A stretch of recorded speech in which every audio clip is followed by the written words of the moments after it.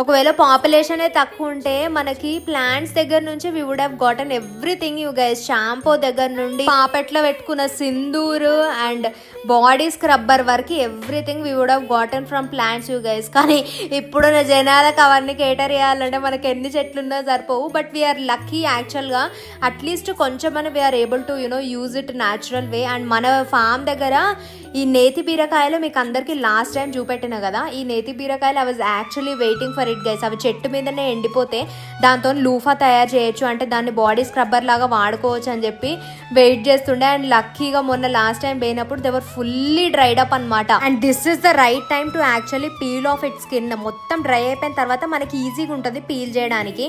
And దీంట్లో నుంచి అయితే ఓ మై గాడ్ అసలు ఎన్ని సీడ్స్ వెళ్ళినాయో గైస్, చాలా అంటే చాలా సీడ్స్ వెళ్ళినాయి. ఆ సీడ్స్ అని మేము కలెక్ట్ చేసినాం, మళ్ళీ ప్లాంటింగ్ చేసుకోవచ్చు, ఇంటి దగ్గర ప్లాంట్ చేసుకోవచ్చు అని చెప్పి కొన్ని సీడ్స్ అయితే పట్టుకొచ్చుకున్నాం. And if you see it in my hand, అదే గైస్ స్క్రబ్బర్. మీరు యాజ్ ఇట్ ఈజ్ అన్న వాడచ్చు, లేకపోతే ఇట్లా ఇరిపేసుకొని కూడా వాడచ్చు అనమాట. చిన్నగా సిజర్తో కట్ చేసినా ఈజీగా ఉంటుంది. చూస్తే మీకు ఇట్లా గట్టిగా అనిపిస్తుంది కానీ అది వాటర్లో పెట్టగానే చాలా మెత్తగా అయిపోతుంది. అండ్ కప్ప చూసిరా డోర్ మీదకి ఎక్కింది, అట్లా ఎక్కిందంటే పాములు కూడా ఎక్కుతాయి. So be careful when you're in the woods. So ఇది కట్ చేసిన తర్వాత చూసిరా వాటర్లో పెడితే మెత్తగా అయిపోయింది గైస్. దీన్ని మీరు పెడిక్యూర్కి అయితే అసలు ఎక్సలెంట్గా వర్క్ చేస్తుంది. కాలు స్క్రబ్ చేసుకోవడానికి, బాడీకి కూడా యూజ్ చేసుకోవచ్చు, కానీ you have to sterilise it, లేకపోతే ఇచ్చింగ్ వస్తుంది అనమాట.